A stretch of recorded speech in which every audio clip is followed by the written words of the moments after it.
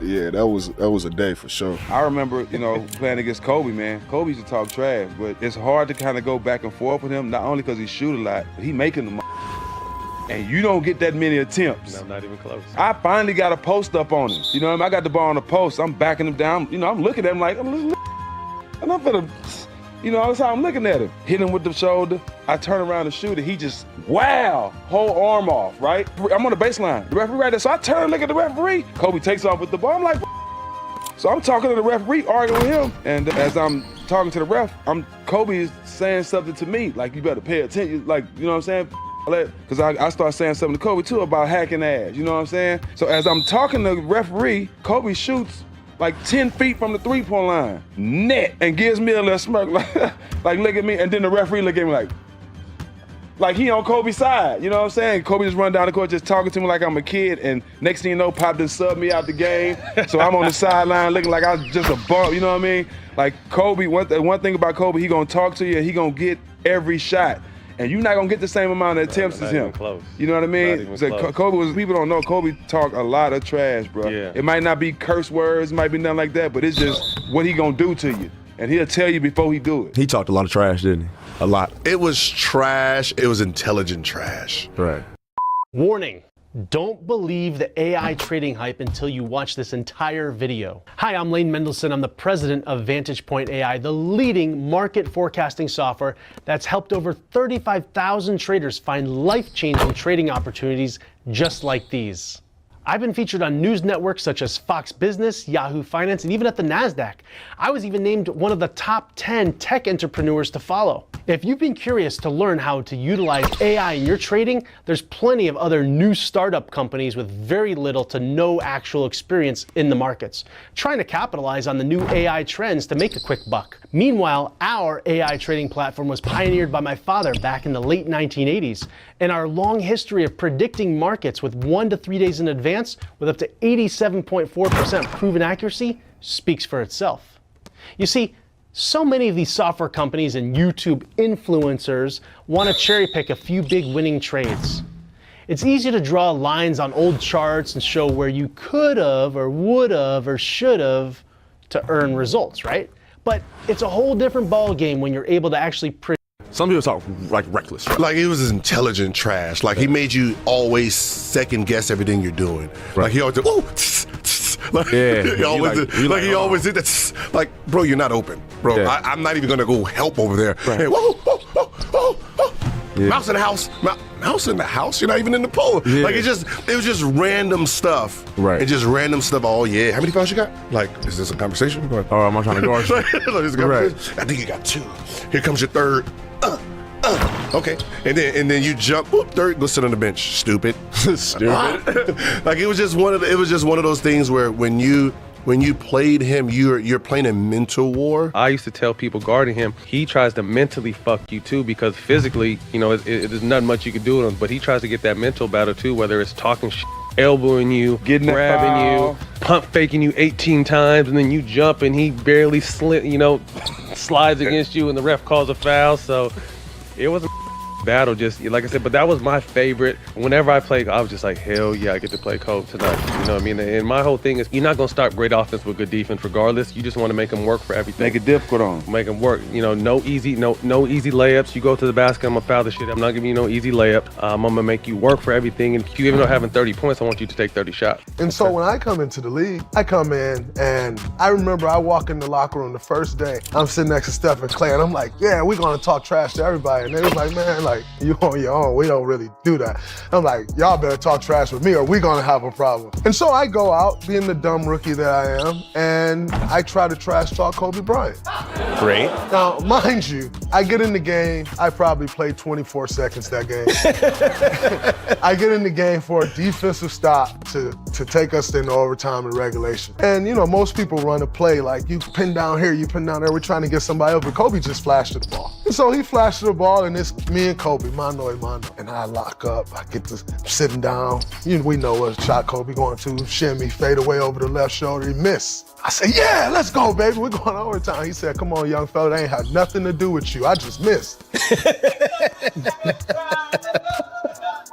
So you give him back like, yeah, all right, like you know I locked that up. And meanwhile, he just walk away looking like, man, whatever. And it hurts. Yeah. It hurts. It's a different kind of trash talk where you're just talking reason. Well, before that game, you know, it was my first time playing against Kobe. Before that game, I missed all my pregame stuff because I watched this whole pregame warm-up starstruck. Like, you have a pregame shoot, and I sat there like this the entire time. And I just watched it starstruck. I missed everything I was supposed to do in the back. And then we had that moment, and he leave me feeling like trash. It was unbelievable. Were you in the practice with the Charmin? Were you in that the practice? Charmin practice? Yeah. I wasn't in the practice. Okay. But you was there that day? Yeah. We don't get one Kobe story explained. We gotta get to the bottom of how this happened. I was a rookie, so my leg was broke. So I wasn't soft that day.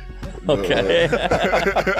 So I'm in the training room, I'm getting my rehab and stuff, and all I hear is soft as Sherman. Y'all it's trash. Yeah. Like, just going crazy. You know, Kobe got a deep ass voice, so like you hear it. Yeah. You know what I mean? And he just going back and forth, and I hear Nick, you can't guard me, like, oh, you can't guard me, you can't guard me. All that, right? So I just hear the back and forth, right? And then all I remember is like, I'm like, man, what's going on? Like my first year in the NBA was a shock. Yeah. Like, I'm seeing everything, right? So I'm like, man, what's going on? And all I hear is what Mitch was like, or Mitch Kupchak was our GM at the time, and Cole leaving the court. And he like, Mitch, I'm supposed to get better with this. I'm supposed to get better with this. And then he walk in the locker room. He like, Jew, what the is this, Jew? He's like, I'm supposed to practice? He's like, these is making me worse. And he just walked out, bro. I'm like, damn. I'm seeing this. I'm like, damn. Yeah, like what you everybody, nobody saying he dapped me up. I'm like, yeah, they making you worse, Cole. Yeah, they making you worse. And everybody just, slow by one. Everybody start walking to the locker room. Yeah. But yeah, that was a day for sure. Me personally, I got two stories that I would like to tell about Kobe. Is that one, I remember when we had beat them in the final, and I'm in Las Vegas. I don't never go to Vegas, but I'm feeling myself as a champ, as you should be. And I go to Vegas, and I'm sitting outside this spot I'm getting ready to go to, the nightlife, and I see like 3 guys walk by me with suits and the earplugs or whatever, and they walking fast, and I'm like, dang, that's Secret Service. Is the president here? Then I feel somebody come from behind and bow hug me. And I'm like, hold on, man, what's going on? I'm thinking, I'm about to go sit down in the county or something for a little bit. But it was Kobe Bryant, man. And it was Kobe, man. He like, Perk, what's up, boy? And mine, I tell you, this is my first time ever having a conversation with Kobe. And he's like, man, I just wanted to tell you, man, hey, man, it's all respect. And I tell people this all the time, man. You one of the best post defenders that I ever played against. And I'm like, what? I'm sitting back like, dang, Kobe gave me a compliment. I walked up in the club like, you know what I'm saying? Hey, man, like I was that dude. I was that dude. Yeah, you heard him. Bought an extra bottle for that. You know what I'm saying, man? Cole came up to me, man. I'm him. Yeah. I'm him today. But, and then there was another situation where it goes to show you how great of a guy he was off the court to the competitive nature he had on the court. So I'm in Oklahoma City. I switch out on him on the pick and roll. It's 5 seconds. We're on the defensive end. So, I'm feeling let me see it then, Cole. Right, I clap my hands. He hit me with a boom. I stumble in and out of something he hit me with. Stumble, he hit the 3. We running back down court. He like, all right, Perk, don't make me tear that other ACL. But you had to respect it, man. You had to respect it. I love the moment you had on the sidelines with Kobe Bryant. So Doncic, a fan is heckling him, and he looks to see who it is, and it's Kobe Bryant. He brought his daughter here to see you, and he talked a little trash to you. I understand he was actually talking in Slovenian, is that right? Yeah. What did he say? I can't say that. I can say that. Too many curse words, or what? It was like, somebody was talking Slovenian, and I turned around, and I was like, I saw Kobe. I was like, what is going on? I was surprised, I was shocked. How's his accent? Great. Yes? Yeah.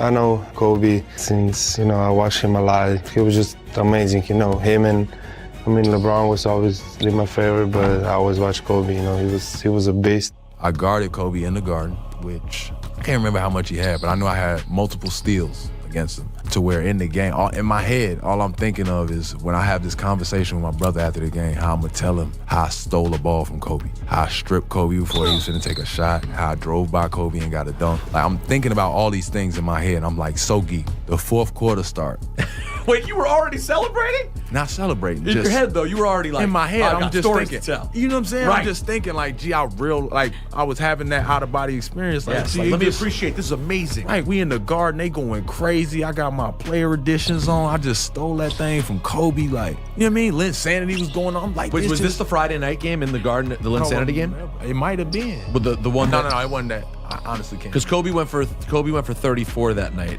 This is what I'm explaining. And he went off in the fourth quarter. This is what I'm explaining. Okay. Fourth quarter starts. And Kobe said, you had a great game. Oh my God. Yeah, yo, you had a great game, young fella. But I'm looking like, bro. There's still another quarter. I swear I looked at the clock like, but I'm looking like, nigga, it's 12 minutes. What you talking about? Like, what was that? You know what I'm saying? Like, you ain't said nothing the whole game. I've been talking shit. I done stole the ball. I'm hyped as hell. It's Kobe Bryant. He ain't said not one word to me. Great game, young fella. You know, locked in. The man come down. You remember he came shot fake, threw it off the glass, caught it, threw it to the corner. I'm like, bro, what you on? Like, bro, you been regular all game. Shot, get to the spot, shot fake, spin, pivot on the spin back on the foot, drop it off the glass. I'm like, bro, what's going on? Then he pulled up from like 35 feet on some Steph Curry. Before Steph was doing that, he pulled up and laced it. I'm like, they called a timeout. Dan Tony looking at me. I'm like, bro, I ain't. Kobe and I always maintained a deep respect and a love for one another. The day Kobe gained my respect was the guys were complaining. Said, Shaq, Kobe's not passing the ball. I said, I'll talk to him. I said, Kobe, there's no I in team. And Kobe said, I know, but there's an in me in that. So I went back and told Rick and Big Shot Bob, I said, just get the rebound. He's not passing. Kobe took a lot of delight in coming to the city and doing what Kobe does. I was a recipient of the shrug before. I literally wanted to. It was a playoff game, and we were doing good that day. Like we had it down to maybe 10 points or so, 12 points. He was having a really rough start. And so obviously, I'm on the floor. I'm like, this is my Spike Lee moment, right? This is my Spike Lee moment. So I'm talking, right? I'm talking. And then at one point, I say something, and he looks at me. He looks right at me. That man hit three-pointers right in front of me, like purposely coming to the spot in front of me, hitting it. And I put the battery in that man's back. Like if I'd have been quiet, we might have had you shook the tree, dog. And that was the series was over from that point on. It was like, okay, now not only am I here for y'all, I'm here for you too. You know he wanted to win more than anybody. And I just remember when I had a chance to match up with him finally, because at first it was Ray guard him, then I asked to switch on him. Can I guard Kobe? Let me guard Kobe. At a pivotal moment, he was giving you guys some trouble. And I remember when I first got on and I'm leaning on him, I'm breathing hard on him. I got that from Kevin Garnett. And he just shot me with an elbow right to my ribs like twice. And I was like, hold on. He's like, well, we shouldn't have came over. You gonna come over here, you gonna take this pain. And I was like, this guy right here, man, he just don't stop with the little tricks. And he just wanted to just kill me, like straight up. He would like grab me, toss me, elbow me, and everything he could. And the most competitive player I ever played against, like by far. I mean, it was just like a new challenge. Like, oh, you want me to come over there now, Paul? You want some of this? And it was just like, wow, all right. I got to be ready to be embarrassed on national TV, but I'm up for it. I just remember a lot of things about Kobe, especially during those finals. I could finally tell P this.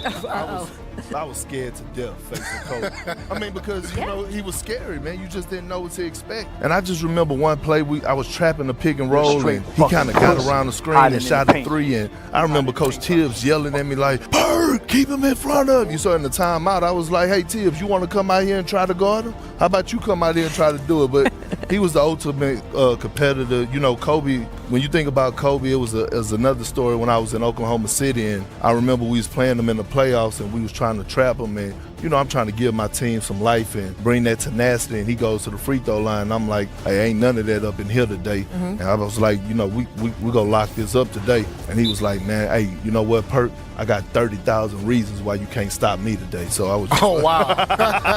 Oh, the trash talk. And there you go. You thought Kevin was good at trash talking? This guy, man. Yeah. Quiet as kept. A great moment.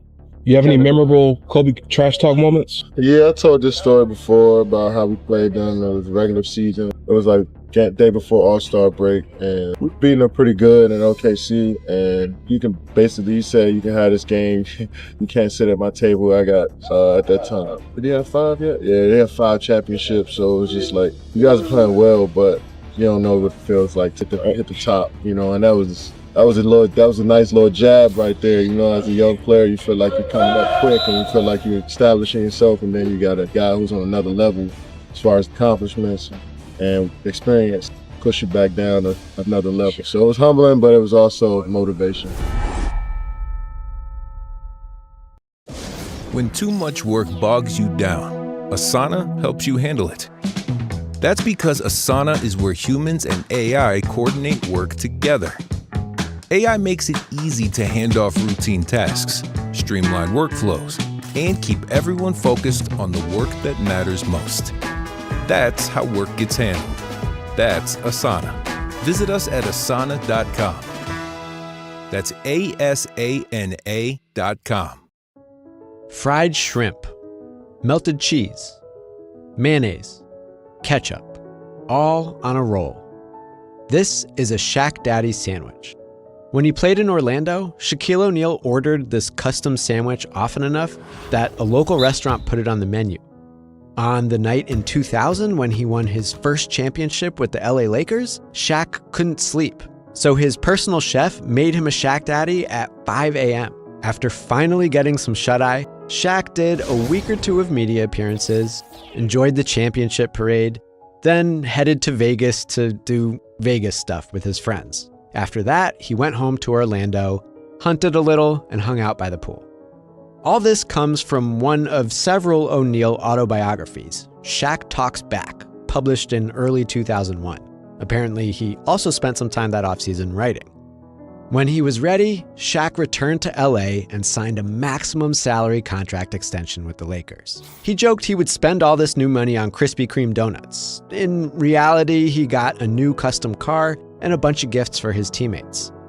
This hard-earned contract was the perfect capstone to a well-deserved summer vacation, the same way anyone would celebrate the greatest achievement of their career. Well, okay, almost anyone.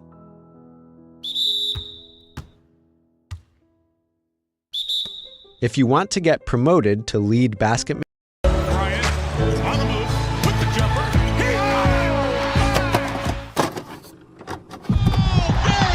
I'm young.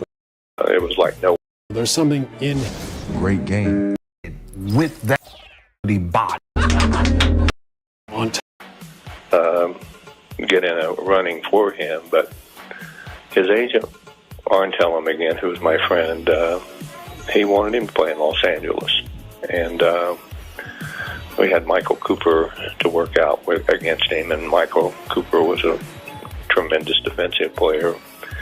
And it got to the point where it was almost embarrassing to watch this 17-year-old kick this old man's fanny, I called Michael at that time.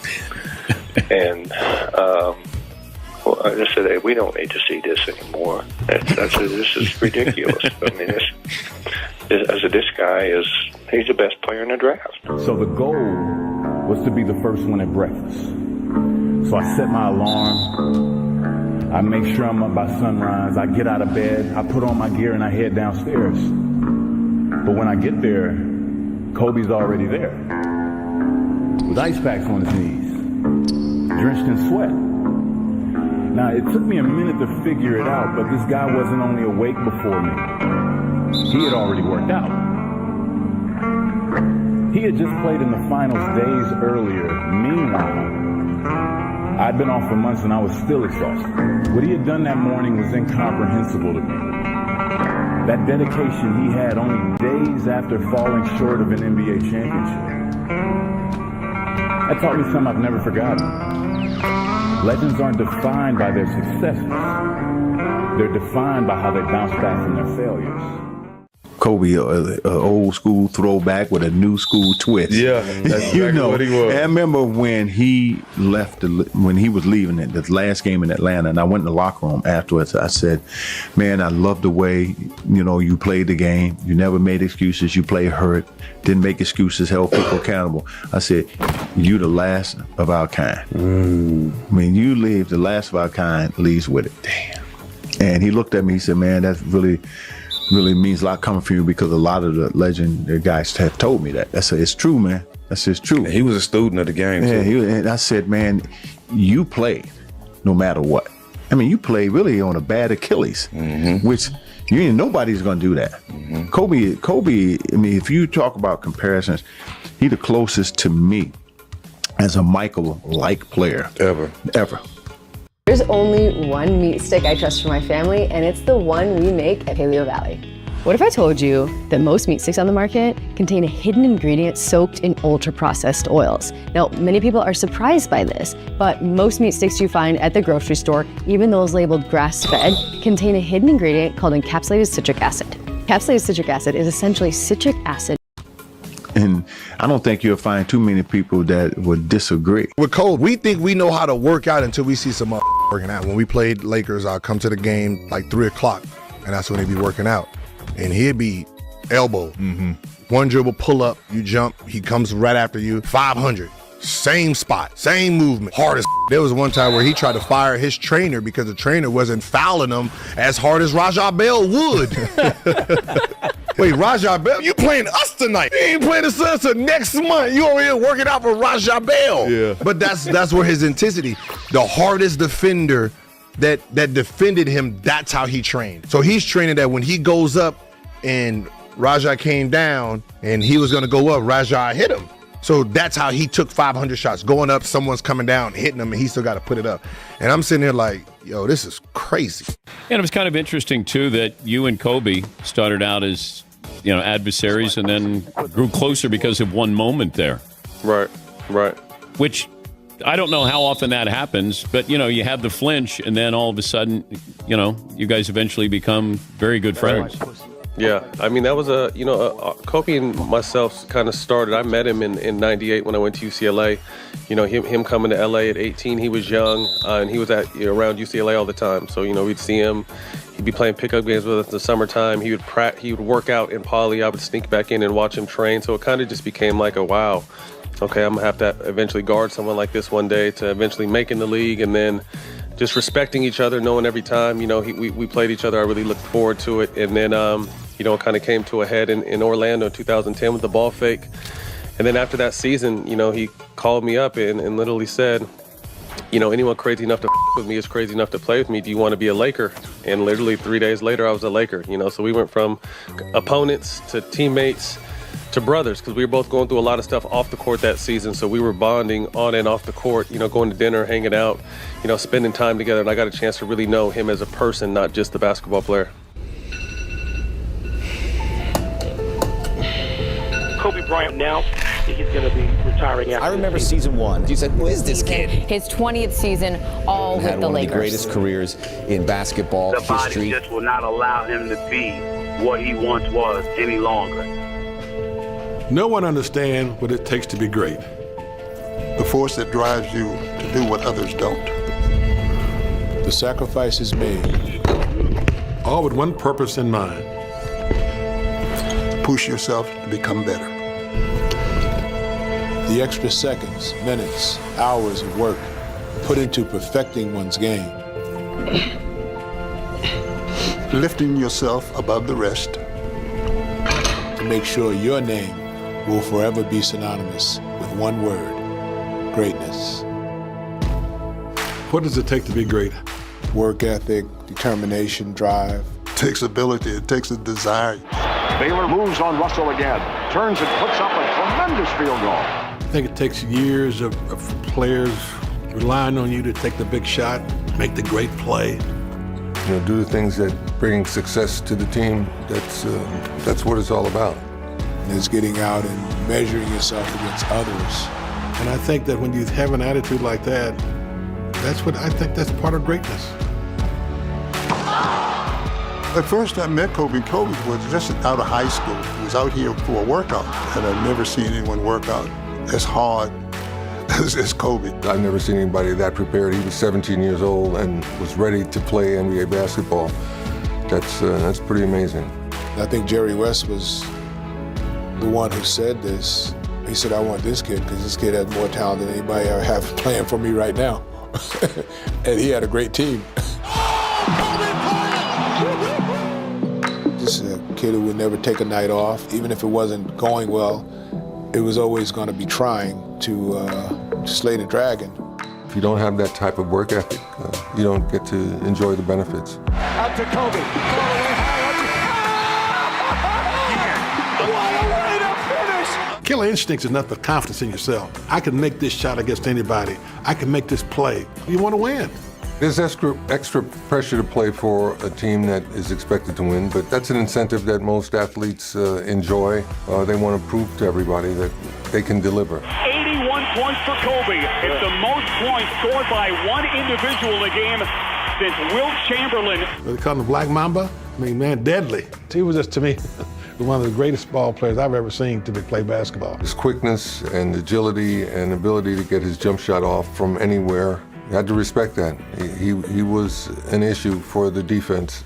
Well, I think the Black Mamba is appropriate. He makes shots with guys draped all over him, falling down, left hand or right hand. I just, witnessed him doing some amazing things. The Lakers are champions, back-to-back titles. The LA Lakers, the 2010 NBA champions. When you're able to go all the way to the top, you feel that you put your name in granite, more or less. The ecstasy of winning it all and being the best player on the planet for his tenure, and nobody can take that away. I just had to accept the fact that I don't want to do this anymore. And I'm okay with that. I split my kneecap and I ruptured my Achilles. That night I was sleeping on the floor in Cleveland and it was a snowstorm.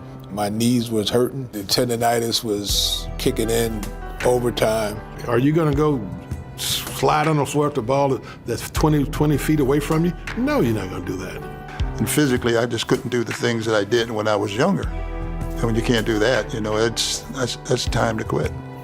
And I was like, all right, this is the end. I've just gotten to see Kareem play his last game. And, Kobe's of that ilk, so it is the passage of an era. We were playing Portland here. A kid from the bench said something to me. He said, hey, we're going to beat you guys tonight. I looked at him, I said, I got one rule. If you weren't born when I started playing, you can't talk trash. When people talk about the greatest of all time, it's what you accomplished on the court. But when you look back on it, no one has to tell you it all. You know what you did. He was a dominant player and deserved any accolades that he acquired at that time. He's as good as anyone who ever played. Let's put it that way. I'm pretty sure that we'll see a statue someplace around the Staples Center. You're not gonna see guys like that often. They don't come around maybe once in your lifetime. We was playing them when I was in Denver, and Kenyon started guarding, and Kenyon was saying to him and he wasn't doing anything. Kenyon was like, you put on your sneakers like I put on mine. You put on your uniform like I put on. I'm scared of you. I beat your da-da-da-da-da, going crazy with him. And I'm sitting there looking like, oh my God. Because he been quiet. Man, this man started going crazy. I mean, dunks, threes, mid-range. I mean, killing us. I think he had like 49 or something. 49 points. One off his playoff. And somebody was shooting a free throw. And my nickname is Chuck. Yeah, man. He's like, Chuck. He said I was chilling. And they shook the tree and the mamba fell out. And I was like, shh, leave him alone. And that was like my fondest moment when it came to him. Well, you said that Kobe talked intelligent trash. Explain. Yeah, so we were playing, and it's like a 2-on-1 break, and stops the break. So Kobe walks over and says, hey, who you guarding? You. How many fouls you got? I got 1. So you only got 5 left? Yeah. Well, you need all 6 fouls to guard me, and you just wasted 1 stupid play, right? And you had to think about it like, And that's the stuff he said. He makes you think about the things you did. I had to get his work ethic. Because I was a little bit more reserved and never been around, somebody work this hard as he did. And I learned that from him. Yeah, I had the athleticism, but the work ethic part I had to get from being around him. So Kobe was tough because I guarded Kobe a lot, and I was sort of like on the Suns, like that was my role to guard Kobe. And so that was, Kobe's relentless, and every time down the court, he's trying to score on it. And he was the one guy that I felt like really didn't have a weakness. He could go right, go left, over either shoulder in the post, could hit crazy shots, contested from three-pointer. Like, you just had to sort of have amnesia sometimes. You had to just get over the fact that he was going to hit tough shots. But he was the ultimate challenge, no doubt. I think MJ is the greatest of all time, but I think Kobe is more skilled than any player that's ever played that I've seen. I don't think that's. I think Kobe's more skilled. That's not a bad. That ain't far off. You rolling with that? He's up there. Skill-wise, if we just talking about skill. That's good or bad. I mean, truthfully, Cole was one of the few guys that I just wasn't kind of all of. We all were. I played mad against everybody, but him, we always had a different type of relationship. I think it was more out of respect too. Everybody else, I pretty much couldn't care less about. It seems that way. I mean, off the court, and but just to have the opportunity to match up with him, know him on and off the court, was special. I mean, it made me who I am, pretty much. I mean, I got my nickname after a Laker game matching up with Kobe. Now, when we mention Kobe Bryant, we also got to talk about what Michael Jordan had to say about Kobe. Let's have a look. This summer, a sweet and juicy Kiwi mission awaits, now spooning everywhere. Imagine bringing your side project to life just by thinking about it. Meet Base 44. If I was in my prime, who would I want to play one-on-one with? That list is very long. Start off with Jerry West, Elgin Baylor, Kobe Bryant in his prime, LeBron in his prime, D-Wade in his prime, Melo. That's a good start. Yeah. I don't think I lose. Other than Kobe Bryant because he steals all my moves. Unbelievable career. I think when I look back, and the first time we actually played against each other, and the competitive drive that I saw within your eyes, even though the knowledge wasn't quite there yet, it was very invigorating. Well, let's talk Kobe. Shaq, what will his legacy be? Number one, the greatest Laker player ever. It was amazing that he played one franchise for 20 years, did it his way, accomplished everything he set out to accomplish. Remember when he first come in, he said he wanted to be better than Michael Jordan. Like, young fella, hold up. But, passed him up in points, one championship less than what Mike has. But, to be the greatest Laker ever, I think that's an amazing accomplishment. They got Kareem, they got Wilt, they got Magic. So, I think him going out as the greatest Laker ever and going out the way he did, I think it's, remarkable. Especially a guy that didn't go to college, came from high school. Yeah. And to accomplish all that coming from high school, not going to college, Playing against Kobe is like playing against a grizzly bear. If anything, any fear in you that shows, he's going to expose it. I've actually enjoyed the encounters and the competition against Kobe, man. Kobe's going to bring the best out of you. And when you play the best, you better be on your best. And anytime I'm pushed like that, I have nothing but great respect for that. My favorite Kobe moment was when both of us was in New York. At the All-Star game, What is that, though? We here now, baby. We here now. And I think if I'm 20, then he's 19, 18, something like that. And I think this is his first start in Madison Square Garden. And I remember how nervous we both was, and I had obviously played in one All-Star game before then, and we was both pretty nervous. People was making a real big deal about it. He and MJ's matchup, and it was just classic and epic. And I'm glad I was front row and center to be able to not only experience that moment, but to say that I was there. And the two of us kind of, just formed a little bond, man. I'll never forget, I threw him an alley-oop. I always call it the alley-oop from God. To Garnett, back to Kobe! because I threw it too high, or what I thought it was too high. And he went up and caught it, not one hand, but two hands. But I can remember both of us having a really cool time, a really fun time there. Not just because it was Madison Square Garden, but because of the two that. And the next clip that we're going to take a look at is from Robert Horry, giving his favorite story of Kobe Bryant. Come on, Robert. Your favorite Kobe story? I think my favorite Kobe story, we were on a plane flying to Europe, and we were sitting there playing spades, and he was just sitting there watching us, right? And he was just, it's almost like a kid who hadn't seen anything before, and it was so funny. He was like, "What are y'all doing?" I was like, "We're playing spades." I said, "You don't know how to play spades?" He's like, "Nope." And so I sat down and I taught him how to play spades, and I thought it was the most interesting thing to me. I know most people are like, "Oh, this is a card game," but when you're a black man growing up, that's one of the things you have to learn how to play. You have to learn how to play spades and dominoes. This is what happens when you don't go to college, man. You don't learn these games when you got curfew and you can't go nowhere. And then Kobe wants to master it, right? Yes, of course. He was such a guy who wanted to master everything. He was so locked in, so keyed in. And this is the thing. I play with a lot of great athletes, and he is the only one that will literally, if you tell him you can't do something, he will go in the gym the next day and work on it just to prove you wrong. He's the youngest starter in NBA All-Star Game history. At guard from the Los Angeles Lakers, Kobe Bryant. The first time I knew Kobe Bryant was real is when we was at an All-Star game, and he comes to me and say, "Big bro, GP, tell me how every time I can't never get over a pick with you, and you get over a pick with me and stay in front of me. Could you teach me?" When a young guy who is that talented and is coming up and becoming who he is, to come and ask another guy to teach him how to do something. Payton with the spin.